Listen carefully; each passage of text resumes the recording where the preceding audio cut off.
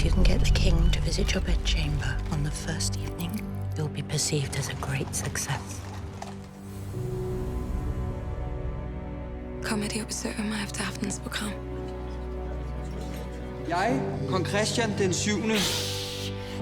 erklærer hermed krig mod lort. Strunes, hvad vil du sige til at skifte stilling? Hvad er det for en stilling? Kongens livlag. Jeg kan godt lide at drikke, jeg kan godt lide luder med store bryster, og jeg kan godt lide at slås. Og hvad er der galt i det?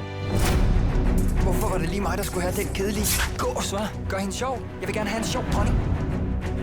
Jeg tror ikke, de selv er klar over, hvor meget indflydelse det har på Christians trone.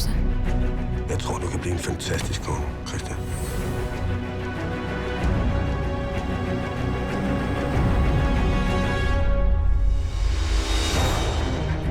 Jeg er gravid. Er det sandt? Nej. Du ødelægger mit land, Struensee. Jeg kan gøre lige, hvad der passer mig. Kongen lader sig diktere direkte af en oplysningsmand. Jeg har ikke lyst til at stå og sørge ved graven af dit afhuggede hoved. Du er en skide provinslæge, og nu tror du kraftigt, at du kan styre et helt land.